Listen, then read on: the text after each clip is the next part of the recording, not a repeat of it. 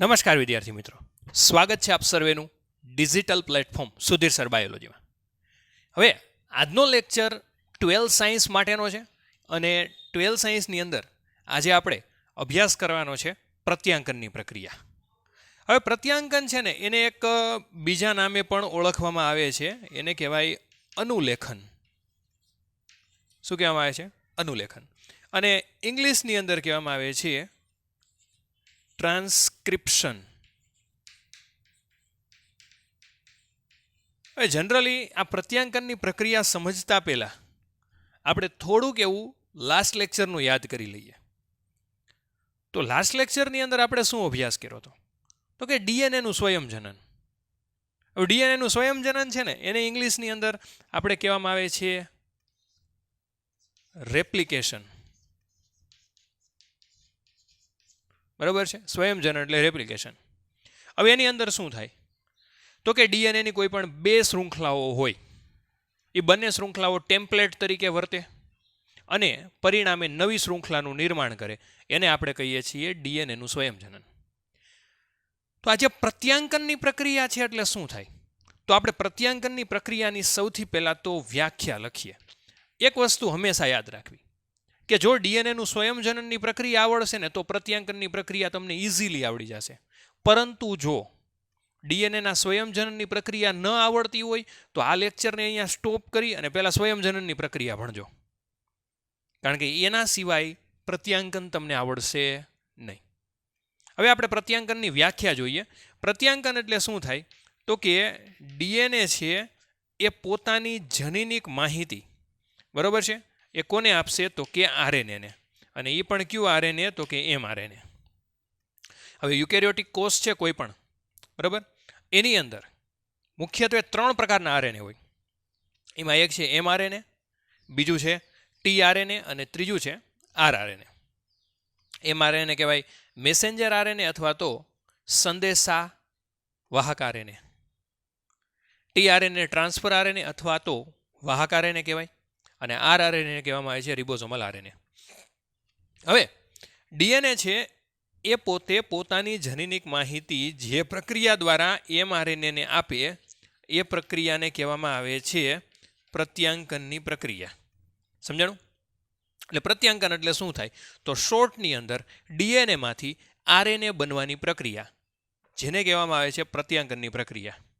Okay, હવે પ્રત્યાંકનની પ્રક્રિયા છે ને એ તમે આમ જોવા જાવ ને તો સ્વયંજનનની પ્રક્રિયાને મળતી આવે, પણ એની અંદર બે થોડાક એવા ચેન્જીસ છે. શું? તો સૌથી પહેલાં આપણે સ્વયંજનનની પ્રક્રિયા ભણીએ ને તો સ્વયંજનનની પ્રક્રિયામાં ધારો કે આ રીતે 2 ડીએનએ હોય, બરાબર, 2 શૃંખલા હોય, તો એ બંને શૃંખલાઓ આ રીતે ટેમ્પલેટ તરીકે કામ કરતી હતી, બરાબર છે. ધારો કે અહીંયા આપણે 3' થી 5' દોરો અને અહીંયા 5' થી 3' દોરો, તો આ દિશામાં સતત શૃંખલાનું સંશ્લેષણ થતું હતું અને આ દિશામાં અસતત શૃંખલાનું સંશ્લેષણ થતું હતું. એના વિશે આપણે અભ્યાસ કર્યો. પછી આ અસતત છે એને આપણે લીગેજ વડે જોડી શકાય, એ પણ આપણે અભ્યાસ કર્યો. તો હવે પ્રશ્ન શું છે?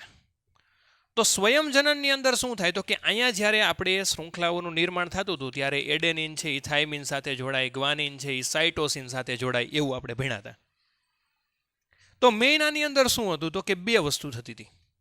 એક તો બંને શૃંખલાઓ ટેમ્પલેટ તરીકે વર્તી હતી અને બીજું શું હતું? તો કે એક નાઇટ્રોજન બેઝ એના કોમ્પ્લિમેન્ટરી એટલે કે પૂરક સામે જોડાતા હતા.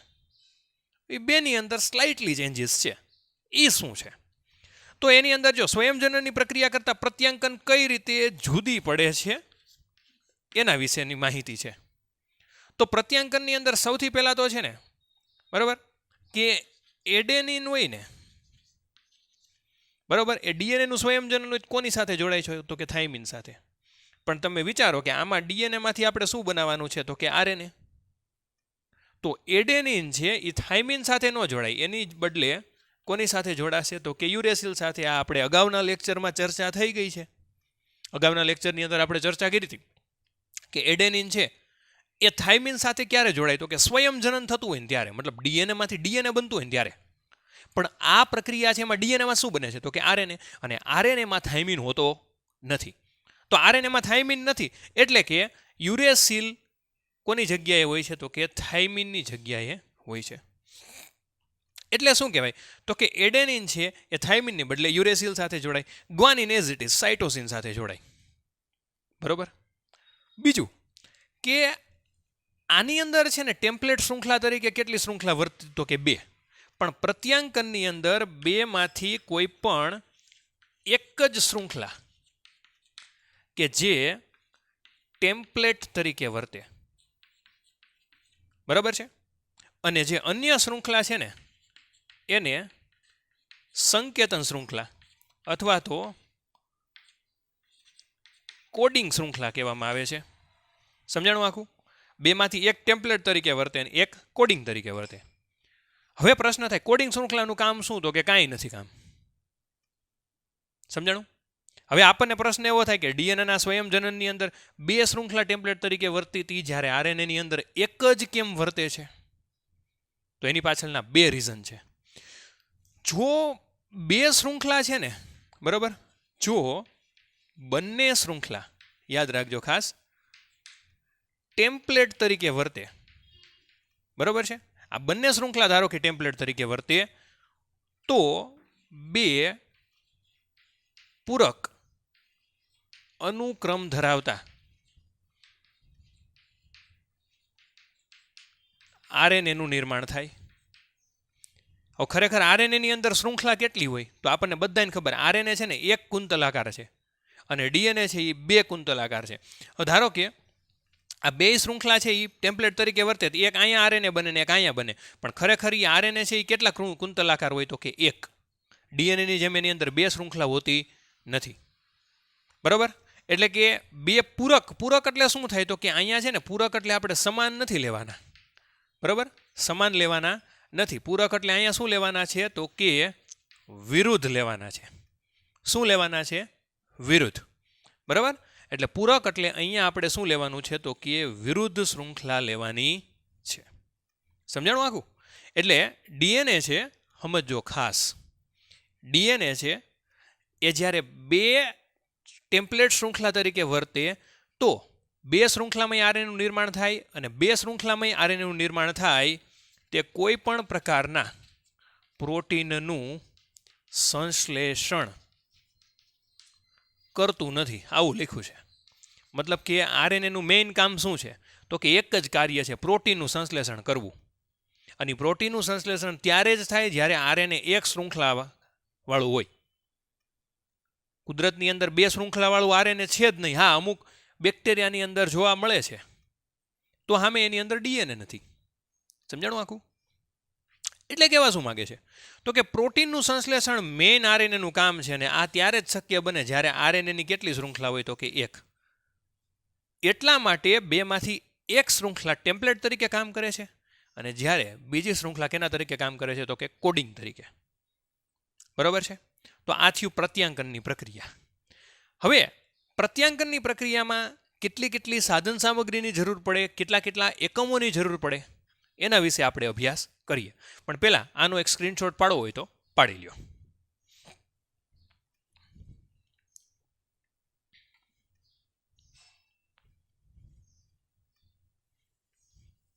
હું આટલું ઇરેઝ કરી નાખું છું.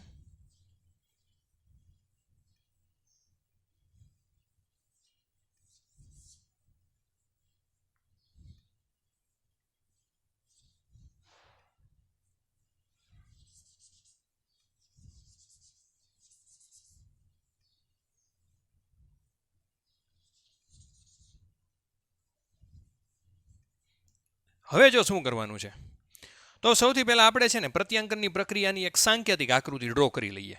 હવે આપણને ખબર છે કે ડીએનએ કેટલી કુંતલાકાર હોય? તો કે 2 કુંતલાકાર. એટલે આપણે અહીંયા 2 કુંતલાકાર આકૃતિ ડ્રો કરી લઈએ કે ડીએનએની 2 કુંતલાકાર શૃંખલા હોય, અને એ જે આકૃતિ છે ને એ આપણે સ્ટ્રેટ ડ્રો કરીએ. અહીંયા આપણે રાખીએ 3 ડેસ્ક અને અહીંયા રાખીએ 5 ડેસ્ક. સામે બીજી શૃંખલા દોરીએ તો એ સામે એની વિરુદ્ધમાં છે 100%. તો અહીંયા 3 છે, તો અહીંયા શું આવશે? તો કે 5 ડેસ્ક, અને અહીંયા શું આવશે? તો કે 3 ડેસ્ક. બરાબર છે. તો આની આ રીતે શૃંખલા થશે અને આ શૃંખલા આ રીતે થશે. હવે આ જનરલી કુંતલાકાર હોય, પણ આપણે સમજવા માટે એને એક દિશાની અંદર રાખી દીધી. હવે પ્રત્યાંકનની પ્રક્રિયા છે ને, સમજો ખાસ, એની અંદર મુખ્યત્વે 3 પ્રકારના એકમો આવેલા હોય. કેટલા એકમો આવેલા હોય? તો કે 3. એમાંથી પહેલું આવશે પ્રમોટર, ત્યાર પછી બીજું આવશે બંધારણીય જનીન, અને ત્રીજું આવશે સમાપક. હવે આપણને પ્રશ્ન થાય, પ્રમોટર, બંધારણીય જનીન અને સમાપક એટલે શું? તો પ્રમોટર એટલે શું થાય? તો કે આરએનએ ની શૃંખલા બનવાની શરૂઆત કરે એને કહેવાય પ્રમોટર, પૂર્ણ કરે એને કહેવાય સમાપક, અને વચ્ચે જે ક્રમ ગોઠવે ને એને કહેવાય બંધારણીય જનીન. ઓકે, આટલું ક્લિયર થયું?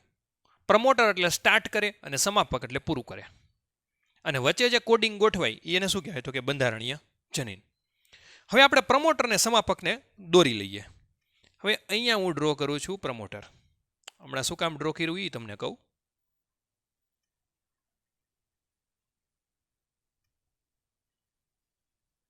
અને અહીંયા ડ્રો કરું છું સમાપક. સમાપકને આપણે અલગ રીતે ડ્રો કરીએ.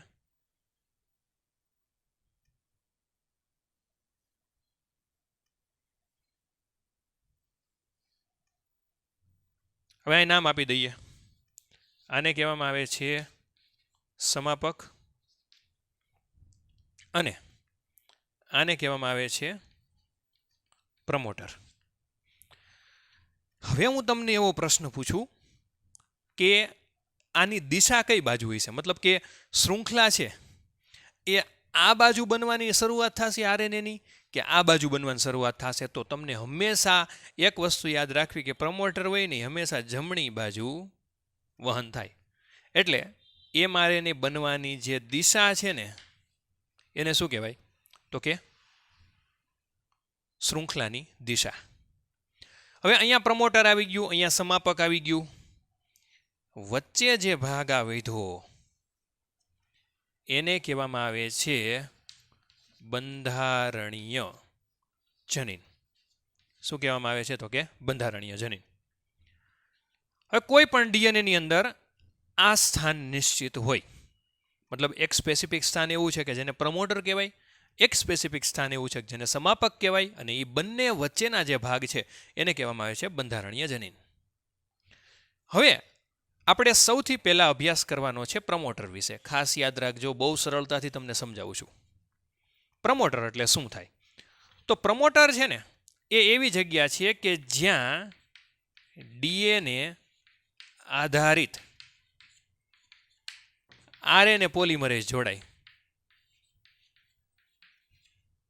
કોણ જોડાશે? તો કે ડીએનએ આધારિત આરએનએ પોલિમરેઝ જોડાય.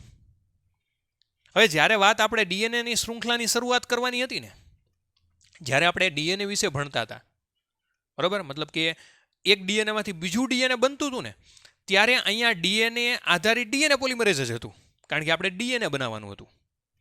અહીંયા આપણે બનાવવાનું શું? તો કે આરએનએ. તો આરએનએ બનવા માટે જે ઉત્સેચકનો જરૂર પડે એને શું કહેવામાં આવે છે? તો કે આરએનએ પોલિમરેઝ. શું કહેવામાં આવે છે? RNA polymerase. બે સેમ છે, હા, થોડા ઘણા લક્ષણ એની અંદર અલગ છે.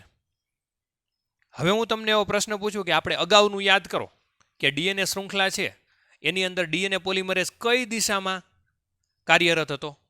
તો ડીએનએ પોલિમરેઝની દિશા કઈ હતી?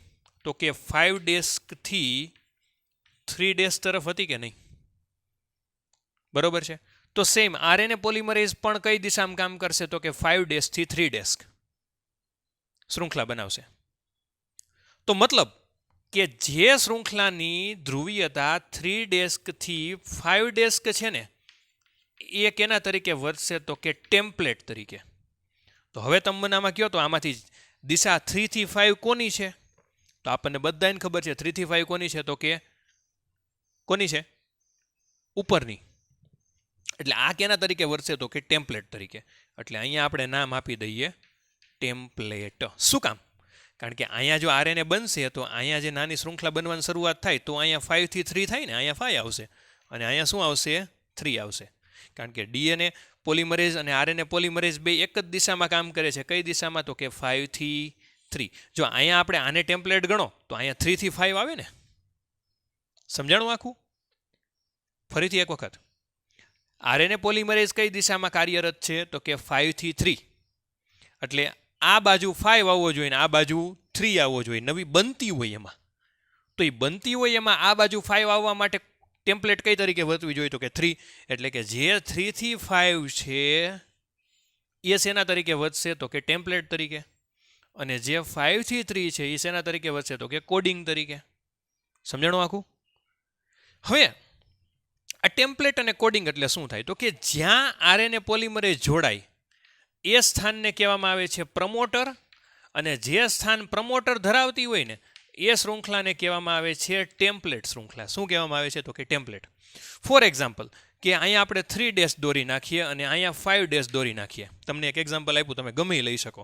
ધારો કે હું એમ કહું કે અહીંયા A T T C G T C A અને એ છે, ડીએનએની આ ટેમ્પલેટ છે. તો સામે કોડિંગની અંદર શું હોય? તો કે અહીંયા 5 હોય ને અહીંયા શું હોય? તો કે 3 હોય. તો કોડિંગની અંદર શું થશે? તો એડેનિન સામે થાઇમિન, એડેનિન સામે થાઇમિન, થાઇમિન સામે એડેનિન, એડેનિન થાઇમિન સામે એડેનિન, સાઇટોસિન સામે ગ્વાનિન, સાઇટોસિન સામે ગ્વાનિન, થાઇમિન સામે એડેનિન, સાઇટોસિન સામે ગ્વાનિન, એડેનિન સામે થાઇમિન અને થાઇમિન સામે એડેનિન, એડેનિન સામે થાઇમિન. હવે આ આપણને ખબર છે, પણ હું તમને એમ કહું કે ધારો કે આ છે ને એ ટેમ્પલેટ છે અને આ છે ને એ કોડિંગ છે, અથવા તો સંકેતન શૃંખલા કહેવાય. હવે આ ટેમ્પલેટ છે અને આ કોડિંગ છે, તો આરએનએના સંશ્લેષણ માટે આનું કાંઈ કામ છે નહીં. હું તમને એમ કહું કે આ ટેમ્પલેટ છે એમાંથી એમઆરએનએ બનવું હોય તો શૃંખલા કઈ થશે? તો ટેમ્પલેટમાંથી એમઆરએનએ બનવું હોય ને તમારે કરવાનું જ શું ખબર છે? અહીંયા કોડિંગની બદલે અહીં શું લખ નાખવાનું? એમઆરએનએ.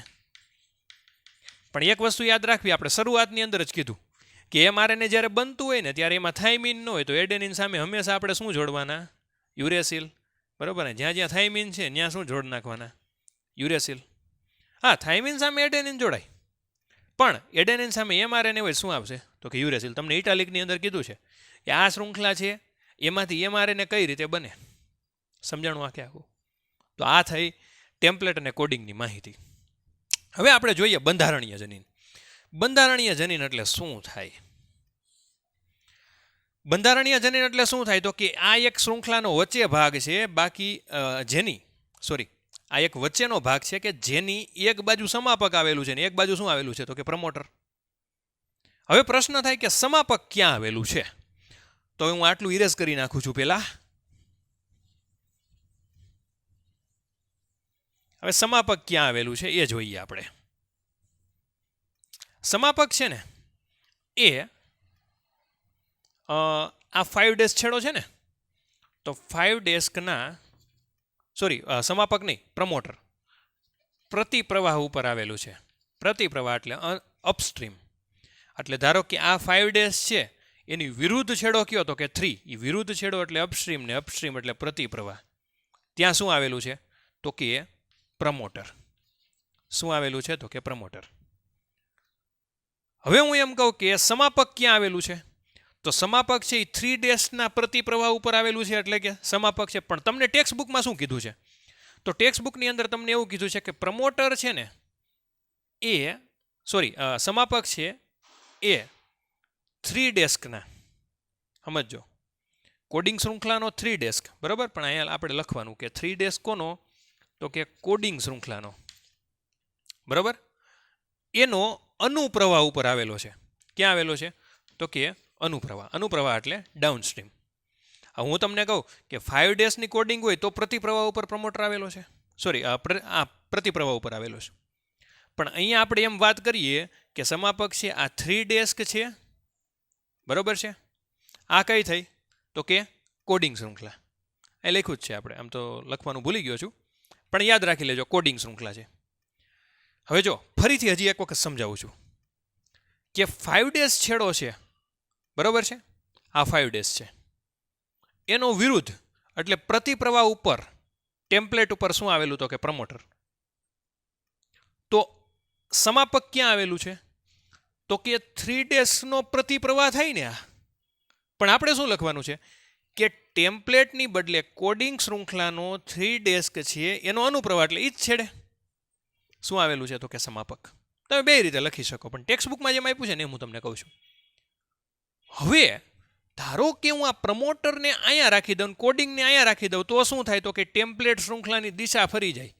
મતલબ કે જે કોડિંગ છે ને ટેમ્પલેટ તરીકે વર્તે, ટેમ્પલેટ છે એ કોડિંગ તરીકે વર્તે. કારણ કે હું અહીંયા પ્રમોટર ફિટ કરું, બરોબર છે, તો પ્રમોટર છે એ હંમેશા 5 થી 3 તરફ જ હાલવાનું છે, તો 5 થી 3 આ દિશા થઈ, તો જે કોડિંગ હતી એ ટેમ્પલેટ તરીકે વર્તશે, અને જે ટેમ્પલેટ હતી શેના તરીકે વર્તશે તો કે કોડિંગ તરીકે. મતલબ પ્રમોટરની દિશા ફેરવવામાં આવે તો સંકેતનની દિશા પણ ફરી જાય, વિકૃતિ ઉત્પન્ન ન થાય. સમજાણું આખું? અને બાકીનું જે આગળ આપણે ભણવાનું છે સમાપક. સમાપકનું કામ શું તો કે જે આરએનનું સંશ્લેષણ મતલબ કે પ્રત્યાંકનની પ્રક્રિયાને પૂર્ણ કરે ને એને શું કહેવામાં આવે છે તો કે સમાપક. તો આ થયું પ્રત્યાંકનની પ્રક્રિયા. હવે નેક્સ્ટ લેક્ચરની અંદર આપણે આગળ આના વિશે વિસ્તૃતની અંદર માહિતી લેશું. ઓકે, આજના દિવસમાં અહીં સુધી રાખીએ. ખાસ આકૃતિ સાથે યાદ રાખજો તો સરળતાથી સમજાઈ જશે. સ્ક્રીનશોટ પાડો હોય તો પાડી લ્યો.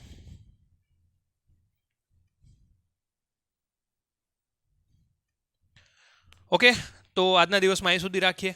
નેક્સ્ટ લેક્ચરમાં ફરીથી મળશું અને નવા કન્સેપ્ટ સાથે, નવું મોલિક્યુલર બાયોલોજી સાથે. કોઈ પણ પ્રકારનો ડાઉટ હોય તો મને કોઈ પણ માધ્યમથી કોન્ટેક્ટ કરી શકો છો. ત્યાં સુધી જય હિન્દ, જય ભારત.